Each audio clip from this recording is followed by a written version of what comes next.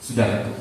Dan pada akhir 3,5 masa, maka korban akan dihentikan, saudara. Jadi dunia ini sedang berupaya untuk menghentikan yang namanya peninggian terhadap korban Kristus. Atau dengan istilah lain untuk jemaat Tuhan, dunia ini sedang berupaya menghentikan dengan apa yang namanya ibadah. Maka jemaat jeli dalam mendengar, hati-hati dalam mendengar, sebab saya sudah berulang-ulang sampaikan kepada kita bahwa kita dicipta untuk ibadah. Sama-sama katakan, saya dicipta untuk beribadah. Saya dicipta untuk beribadah. Iya, sebab hidup kita dari Dia, oleh Dia, untuk Dia. Jadi kita ini jangan lagi di bawah perbudakan kebodohan. Kita ini harus sudah cerdas, mengerti apa tujuan kita dicipta Tuhan. Kita dicipta untuk ibadah, saudara. Itulah alasan Tuhan mencipta saudara. Bukan sekedar menuin bumi ini, bukan sekedar ngerame-ngeramein muka bumi ini, bukan. Tapi tujuan jemaat dicipta Tuhan sejak semula adalah untuk beribadah. Dan kalaupun besok kembali ke hidup yang kekal, di hidup kekal pun kita akan tetap beribadah. Kenapa dunia ini berusaha untuk menghentikan ibadah kita? Kenapa hari-hari ini ibadah ini sepertinya dipersulit? Saya mau sampaikan, aktor di balik ini adalah iblis. Penghulu di udara, penguasa di angkasa, supaya jemaat itu tidak menerima janji Tuhan, supaya jemaat itu tidak menggenapi janji Tuhan.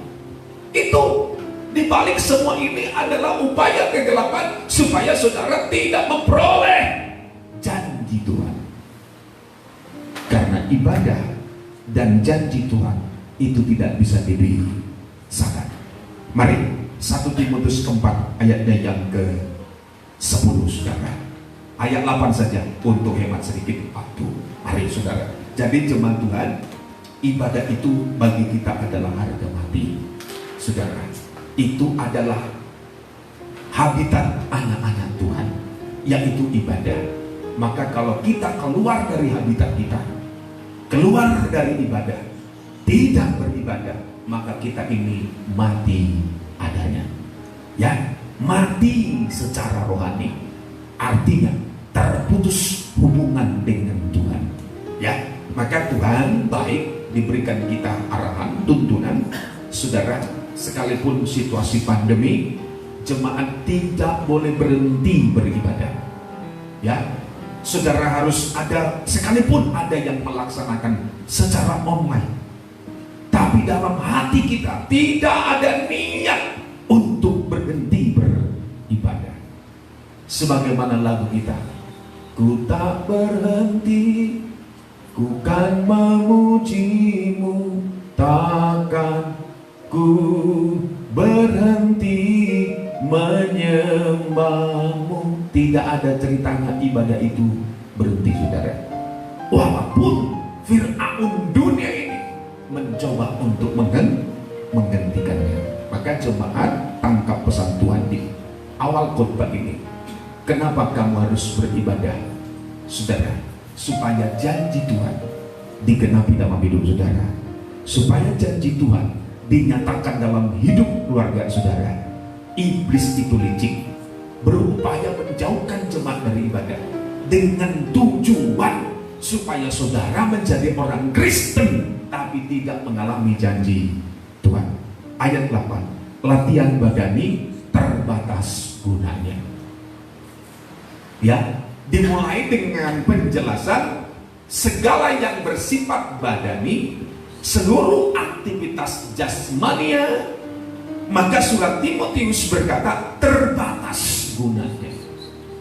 Ya, ulang, segala yang berada pada level badani, segala yang bersifat jasmania, bukan tidak berguna, berguna, tapi Alkitab catat terbatas.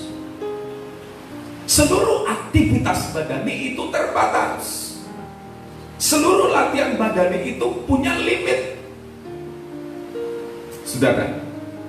Maka jemaat Tuhan tidak boleh hanya berada di seputaran hal-hal jasmania. Gereja tidak boleh selalu bercokol di ranah atau di seputar hal-hal badani. Kenapa? Karena seupaya manapun kita, serajin apapun kita, sekerja keras apapun kita, demi hal yang jasmani ini, satu kali tetap akan berujung kepada yang namanya keterbatasan.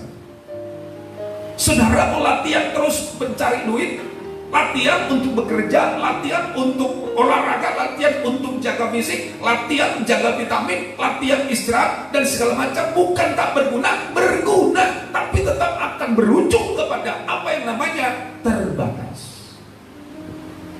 Ya, saudara, terbatas.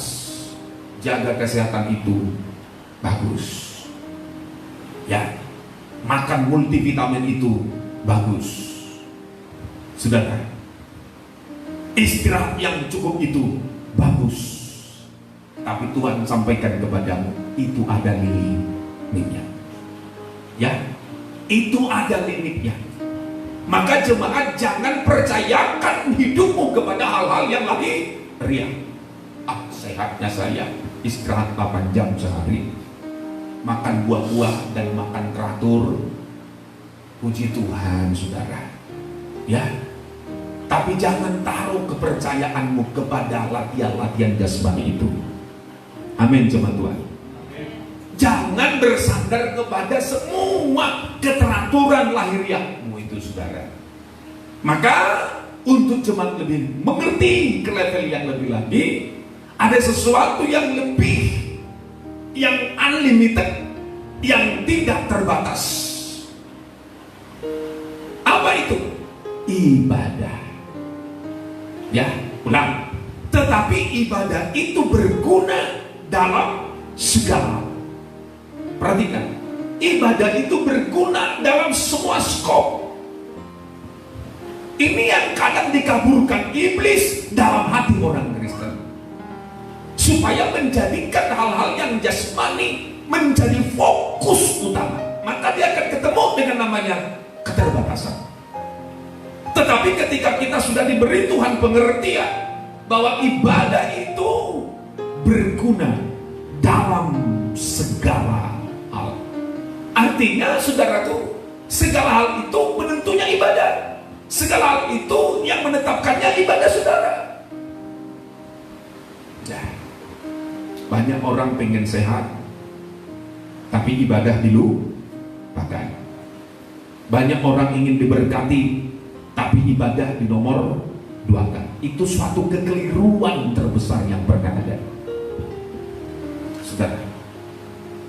Jadi yang berguna itu adalah ibadah dalam segala hal, bukan beberapa, karena dia unlimited, tidak terbatas.